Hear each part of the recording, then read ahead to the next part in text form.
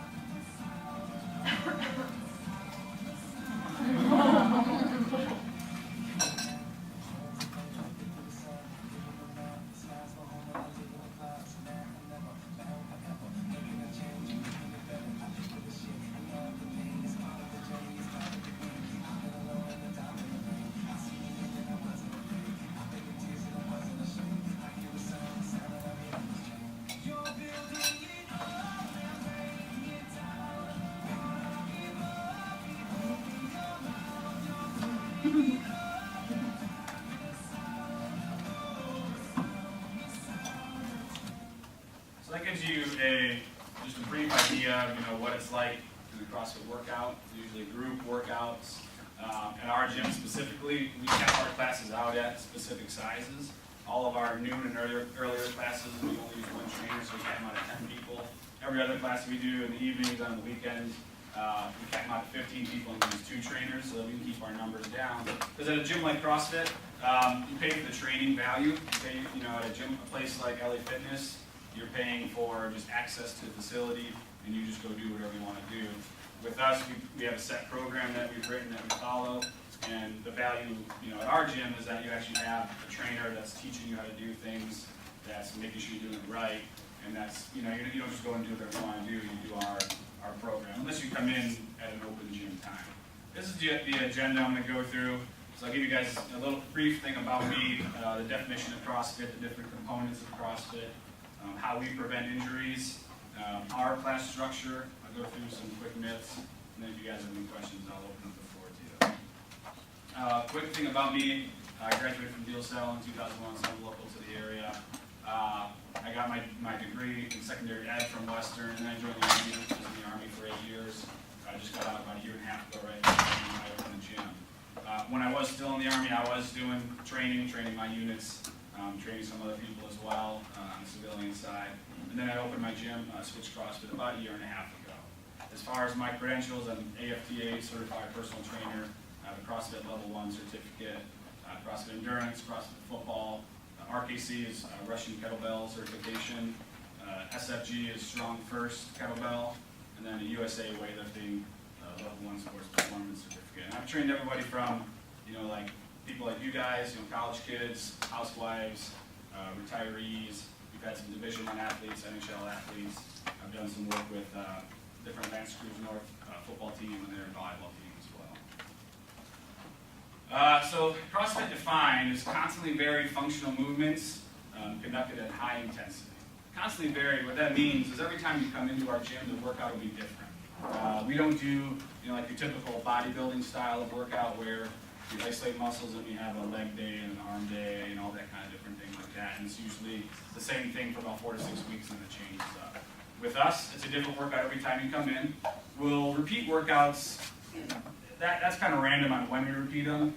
I don't like to do it too often.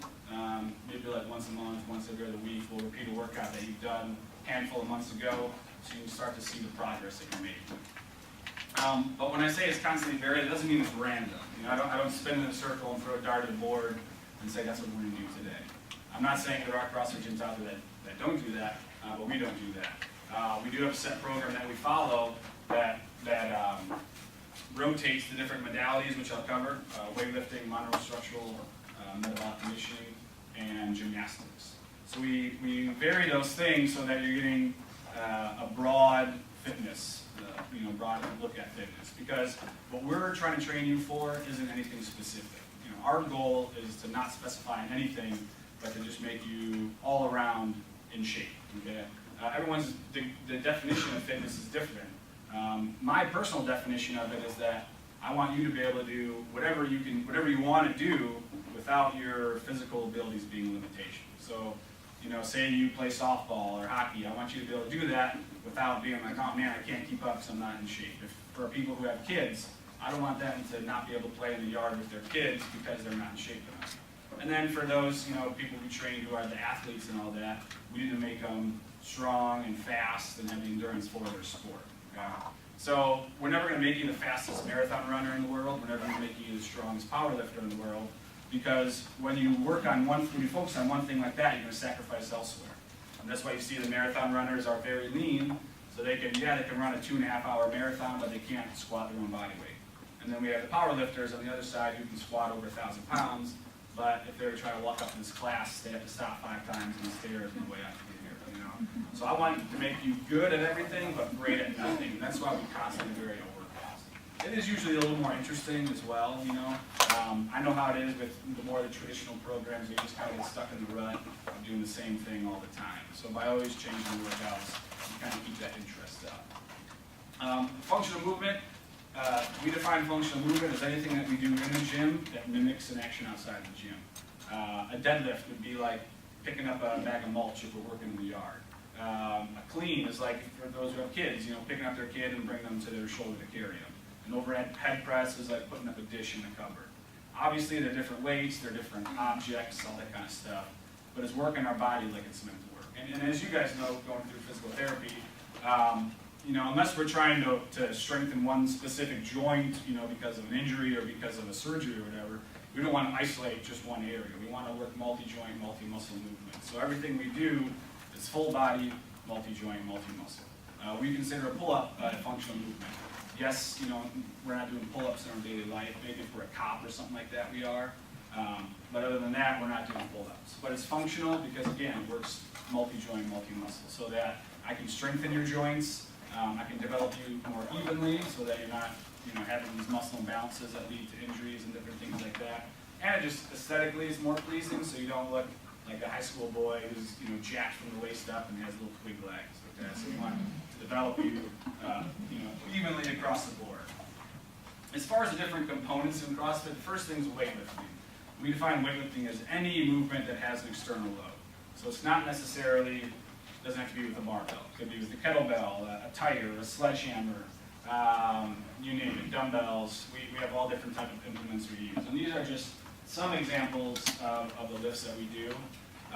The thing I personally like about CrossFit is that we don't have our minds closed off to anything, as long as it's a multi-joint, multi-muscle movement. Okay, so we will do anything as long as it's a safe, movement that makes sense. So different things like swinging tire, or flipping tires, swinging sledgehammers, all different types of kettlebell movements, anything with a medicine ball, different barbell movements. We incorporate the power lifts, the Olympic lifts, you name it. I want to incorporate it because, again, it's more variance. It's keeping you interested. It's working more muscles, especially when we get into things like using our kettlebells and our dumbbells. We work both sides evenly so we can try to balance out those muscle imbalances and strengthen up our smaller muscles so that we're preventing injury. Gymnastics, we define anything that's gymnastics as just any type of manipulation of our body weight. Pull-ups, sit-ups, push-ups, handstand push-ups, handstand walking, all these different types of things. And there's obviously different degrees of everything. So obviously a handstand push-up and handstand walking is pretty tough. A very, very small percentage of people can do that. And I'll get into more of how we modify different things. But we do also different things like rope climbs. The muscle up is what you saw the people coming up on the rings in that video. That's the muscle up. And then lastly, monostructural. So this is how we get our conditioning, basically. Whatever you want to call it. Cardio is the most common name for it. But monostructural is anything that we do repetitively, like running, rowing, swimming, jumping rope, you name it. This is how we kind of build up our endurance. So those are the three different components of CrossFit. Now that kind of plays into our program, because when I program our workouts, I want to evenly distribute all that stuff. And our program rotates those three different items in different ways. So one day you might come in and that's going to be a strictly weightlifting workout. It could be all kettlebell stuff.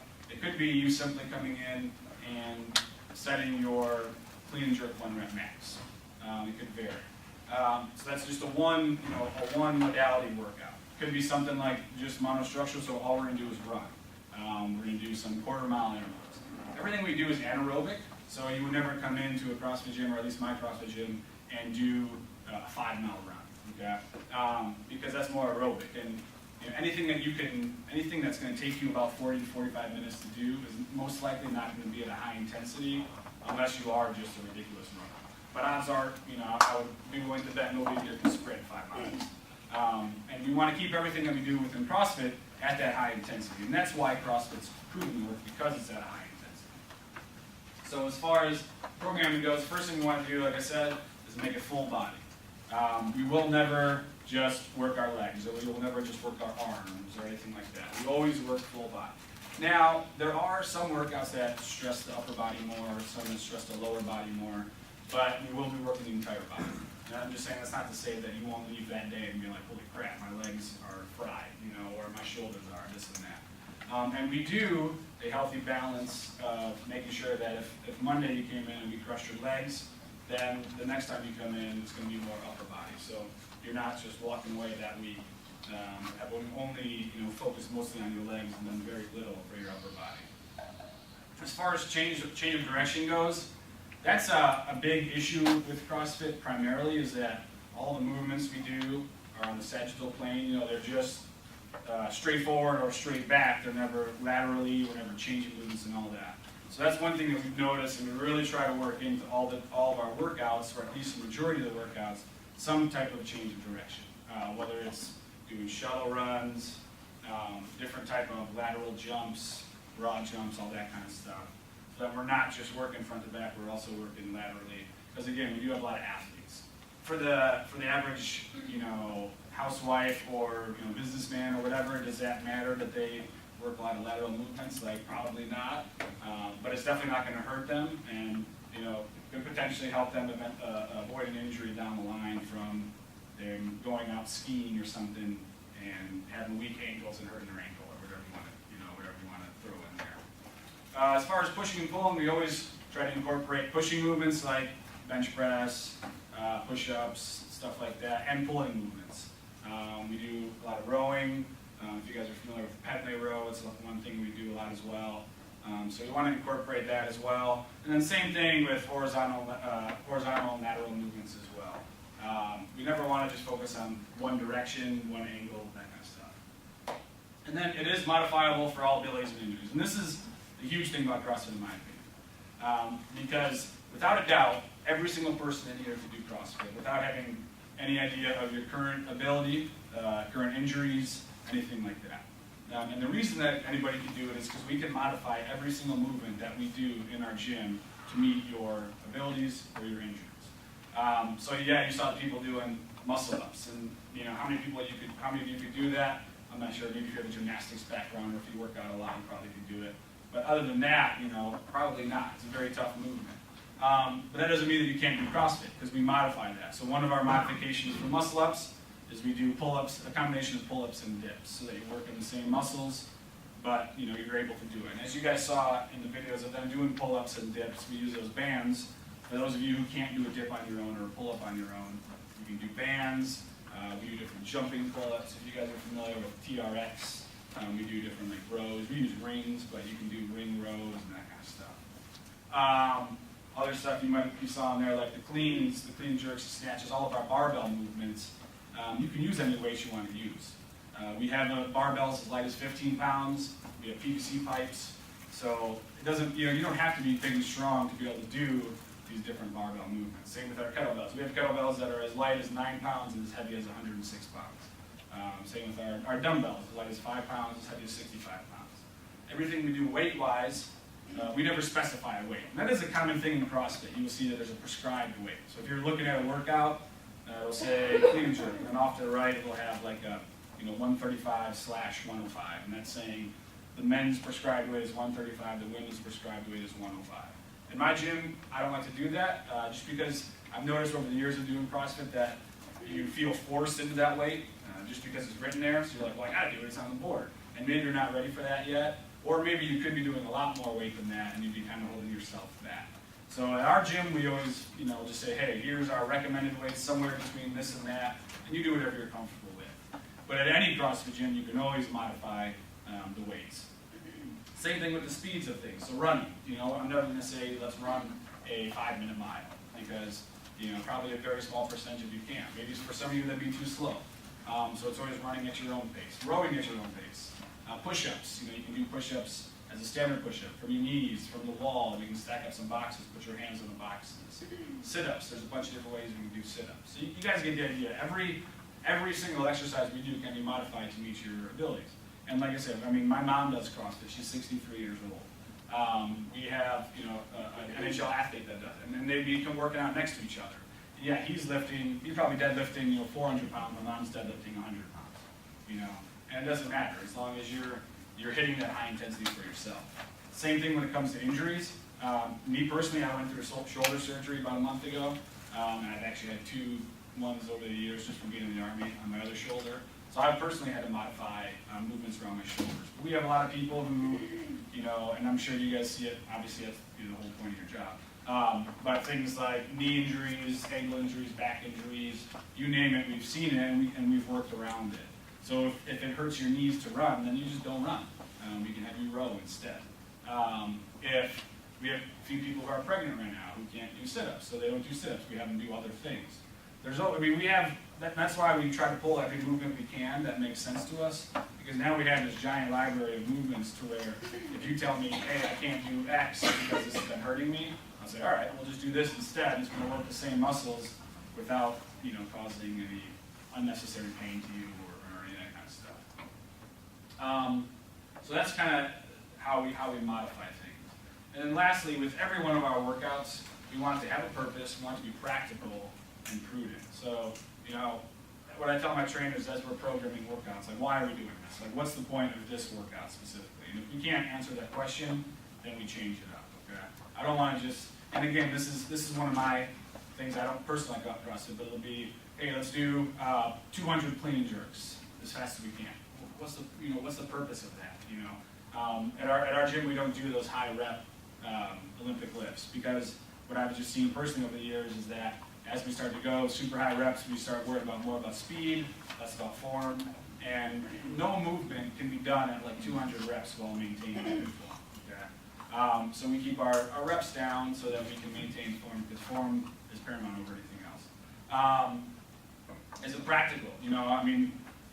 Just based off the equipment that we have, our facility, we do have a relatively small facility, we're like 2,300 square feet.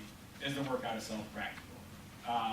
or even with our time restraints, because we all of our workouts are 1 hour long, or our classes are 1 hour long, and I'll show you guys the format. But obviously we can't do an hour-long workout because we have other stuff we want to get done.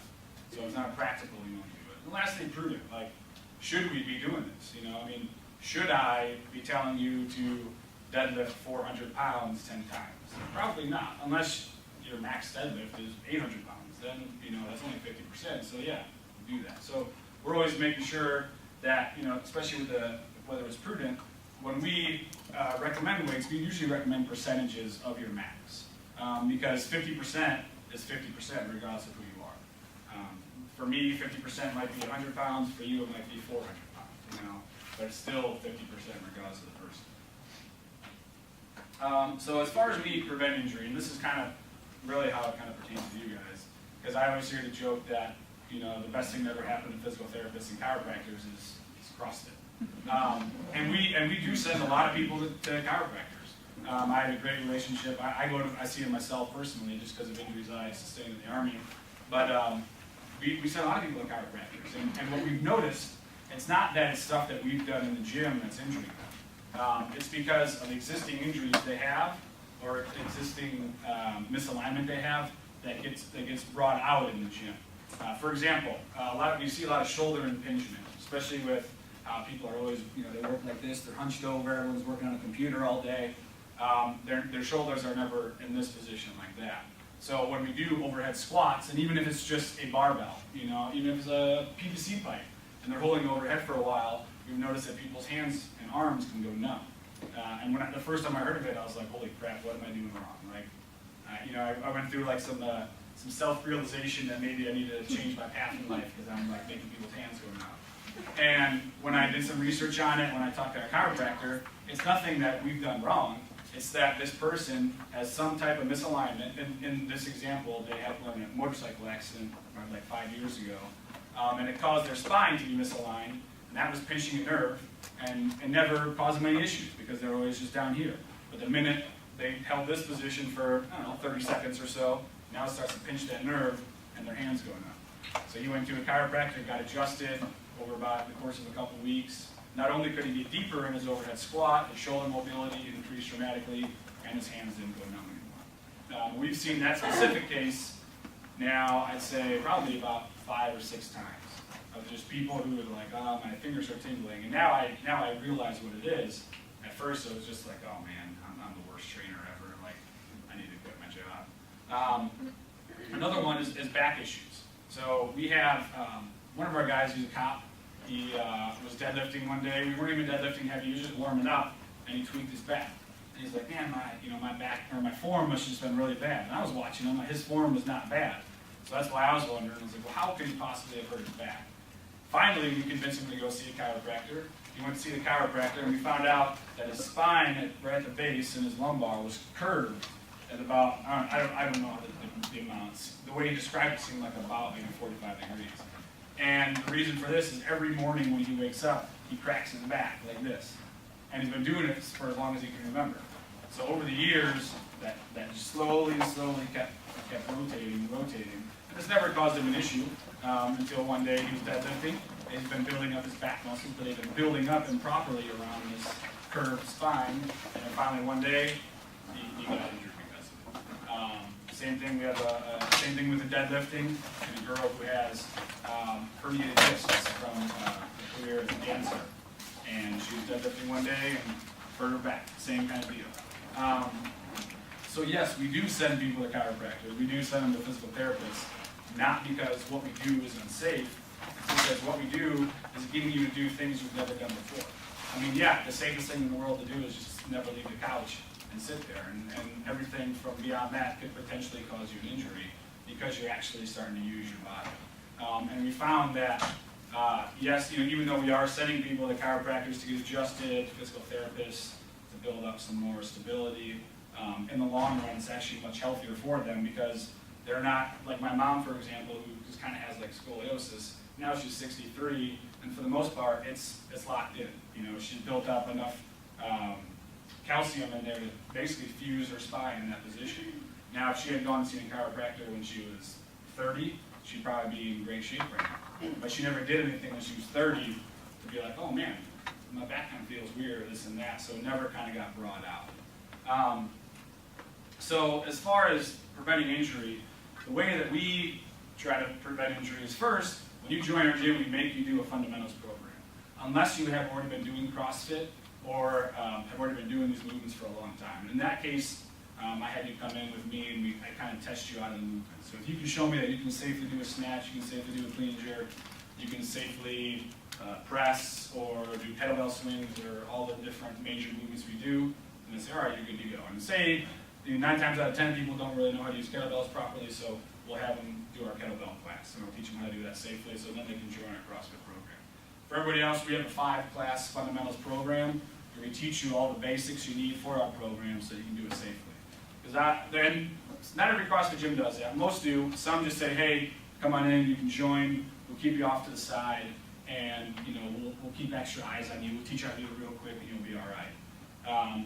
That's, in my opinion, one of the reasons CrossFit can get a bad name, because, in my opinion, that's unsafe to say we're going to be doing kettlebell snatches.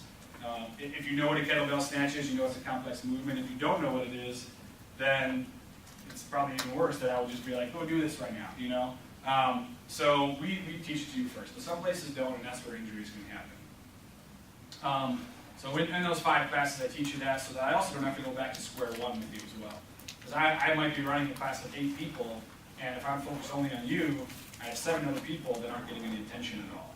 And maybe they are more advanced to where they have the basics down, but that doesn't mean they don't need any instruction anymore, because everyone's always learning. We're always tweaking. So we teach you the foundation and fundamentals, and then from there, every day, we're refining it to get you more efficient, more proficient, safer, stronger, all those kind of things.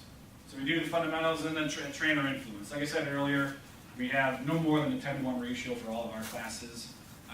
Some places probably do smaller ratios than us. I know a lot of places do bigger ratios than us. Some places have the trainer working out with the class, which again, I don't personally like, and that could be another reason CrossFit can get a bad name. But we always have a trainer influence to make sure you're doing it right. If you're cranking out kettlebell swings, you're not doing them right, I'm going to stop you, correct you before you move on, okay? Because we always focus on form before intensity. I don't care that you can deadlift 400 pounds if you're doing it improperly. Because odds are you're going to get an injury, and 400 pounds is going to be your max, and now you're going to not be able to work out for 6 months until you rehab and come back. But if I step you back to 300 pounds and have you doing it properly, then it's taking 1 step back to give you 2 steps forward. In the long run, to deadlift a lot more weight, you won't be out for a long time with injury. So that's the whole thing on form before intensity. Same with speed. I don't care that you can, do back squat, do 100 back squats at, your body weight in a minute. If you're going halfway down, if your knees are caving in, if your back's rounded over, all these different types of things. So we'll always slow you down and make sure you do it properly. In the long run, it's going to pay off. We do a lot of mobility and stability work. We do what's called the prehab. The prehab is, we call it prehab because it's movements that we want to do to build up your mobility and stability before you get injured. Because we are a very reactive society. I mean, but you guys have a reactive job, obviously. People only come to you once they're already injured. So you're trying to treat them and get them back into action. So we're trying to do these movements so that we never get injured in the first place. And again, we have a giant library of movements we do. This stuff we do before you come in to work out.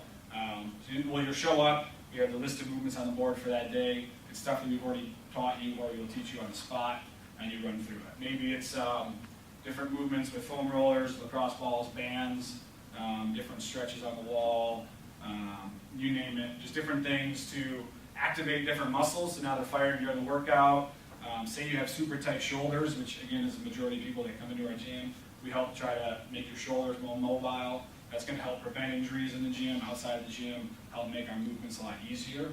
All those different things. We don't do like what I used to do in the Army, which was stand in a giant square of people and stretch.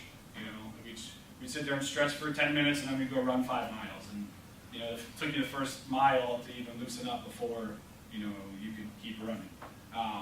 We don't do any kind of static stretching before the workouts. We do that kind of stuff after, but all of our warm-ups are active and dynamic so that you already start to kind of build up a little bit of the sweat, and then you start working out. There's a common saying in CrossFit that our warm-up is your workout, or something like that, or life is harder than your workout, and I don't follow that mentality. Our warm-up is a warm-up. It's to do different mobility drills to get those muscles firing, get you loose, get you heated up, and then we'll work out when the workout starts. And then we also do a cool down. The cool down, again, is more mobility drills, again, using the bands, foam rollers, any kind of good mobility tool out there, some static stretching, all that kind of stuff to help increase your mobility. Because again, I mean, say I can't hit this, I can't go beyond this range of motion with my arm. Say I slip and fall on the ice and my arm gets pulled back. I mean, there's a much greater chance that I'm gonna tear something if I do that. And that's just something outside the gym. But if I can't squat without my toes flaring out drastically and my knees caving in because my hips are so tight, now I'm unsafe in the gym, as well as outside of the gym. So we work on that stuff to make you a lot more safe. Not safe. So here's our class structure. Like I said, we go through our prehab, we go through our active and dynamic warm-up. We do a pre-workout. At our gym, we do either a strength or a skill. Strength follows a program as well. 3 different phases: heavy, medium, and light. And based off the phase we're in, is usually the amount of weight or reps you're going to do. It is a very general strength program. We cover all the different lifts we do. It's not specific. We do offer specific strength programs for people. So say you're trying to build up your squat a lot more. We have different strength programs you can do specifically for the squat to help you build up your squat. Or we have same things for deadlifting, pressing, Olympic lifts, you name it. But generally, everybody typically just does our general strength program. Or it could be a skill, say something like jumping rope, climbing rope, or some of our more complex lifts like the Olympic lifts or the kettlebell stuff. We'll go through that as well. It's not for weight, it's for technique to help you get a little bit better with the movement. And then we go into our main workout. I forgot to write that up here, but it's the main workout. It's called the WOD, or the workout of the day, and that's what CrossFit is known for. If you ever watched videos of CrossFit, what I showed you guys there in that video, that's our WOD. Short duration, high intensity, typically anywhere from 10 to 20 minutes long. Could be a little bit shorter, could be a little bit longer, but that's that intense anaerobic workout that provides the results that people look for from CrossFit. And again, that intensity is all relative. It should be at a high intensity for everybody, regardless of your abilities.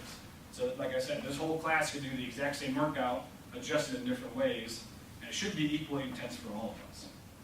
What I always tell people jokingly is that it shouldn't be really easy for those who are in shape, and it shouldn't suck for those who are out of shape. It should suck for everybody. It should be tough. I mean, we want it to be tough. I want it to work, and that's why it's going to work. I don't want there ever to be a point where you throw up, because in my opinion, that's your body working too hard. And yes, there are places that do value puking. They have puke buckets and all that kind of stuff. And I know it's a big thing with runners too. They love to run until they puke. And I was forced to do that when I was in the Army and all that. But it sucks. Nobody likes puking. In our opinion, it's your body's way of telling you to slow down. And I never want you coming in and having a workout that's so easy that you don't get anything out of it. What I want is that every time you come in, you push yourself hard. You have a period in that workout where you're like, oh man, I don't know if I can do this, and you push past that, and then you leave the gym feeling energized, builds confidence, gets you to push yourself a little bit harder. My mom noticed this. Again, she does like her other aerobics classes and stuff, and once I opened the gym, she started doing CrossFit. She was nervous. I mean, she came into our intro class visibly nervous, like shaking, that I was gonna, I don't know, like beat the shit out of her or like make her throw up. And I'm her own son, and she went through and she's like, oh, that wasn't so bad. And over time, she's noticed, that she's like, wow, I used to have to stop and walk a few times when we did the quarter-mile run, and now I'm only stopping to walk once. And she came in one time excited that she ran a whole quarter-mile without stopping at all. And then she tells me that some younger woman at her aerobics class, was complimenting her on her squat because she goes all the way down, or she noticed that she can push herself a lot harder in her aerobics class. These are all little things that maybe it's not that our program works to build your fitness, but it's building her confidence. I do think it's helping to build her fitness, but it's making her more confident in that, oh, well, I don't need to take a break as what I normally do. I can keep going and pushing myself harder, and that kind of keeps building itself on each other, building on each other, or building on itself. But again, I don't want you ever working so hard that you're going to the point of exhaustion, puking, and that kind of stuff, because that's where injuries can happen. So some CrossFit myths. I've covered some of these already. You do not have to be in shape to do CrossFit, and that is a common myth, and that's the most common question people ask me when they come. Am I not in shape enough to do CrossFit?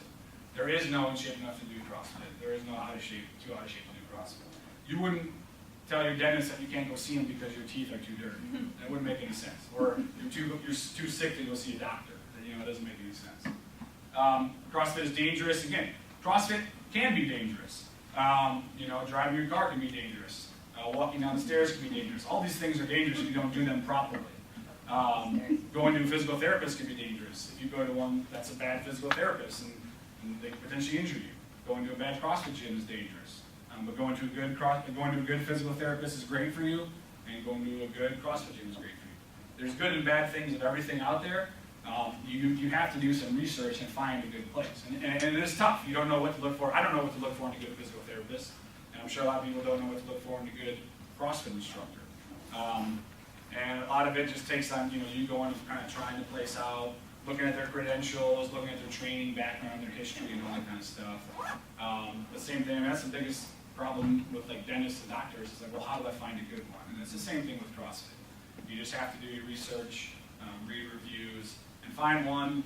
If you go to a place and they're like, yeah, you don't have to do any kind of fundamentals, you can just jump right in, and oh, you've never done a deadlift before, well here, what's your body weight? You're 200 pounds, let's do 250, you'll be fine. Just do this, and that's a big thing when people come from other CrossFit gyms to ours, and they're like, oh, they just told me to do this, and they did the motion, and I just tried to mimic them. Like, if anybody's telling you to do this, then that's probably a bad way, you probably want to leave that place. CrossFit's all about speed and bad form. Our gym is not. Now there are, in my opinion, two different types of CrossFit. There's CrossFit training, where we're in the gym and we're training, just like if we were to go to LA Fitness and do some training. And then there's competition CrossFit, like you see on TV in the CrossFit Games. Those are two different things, because on TV, those are elite athletes that know how to do great form, that are very strong, that are doing it a different way for speed. Okay? So you'll see them do really weird things, and you're like, man, these guys don't know what the hell they're doing. No, they do want to know what they're doing. They're doing it this way because it's faster, because they're trying to win a bunch of money in a competition. So there are two totally different types of CrossFit. There's one way to do it in the gym, where we're training, and maybe we are training for a specific competition. So, and maybe in that competition, we got to do pull-ups. So in training, I would have you do weighted pull-ups, I would have you do a lot of straight pull-ups. But then also in training for that competition, I would teach you a faster way to do pull-ups so that you can excel in that competition. So you have to be careful to kind of separate those two things. There are different things that you see people do, these crazy handstand push-ups where they kick their feet up, or they're using their hips to do all types of weird stuff.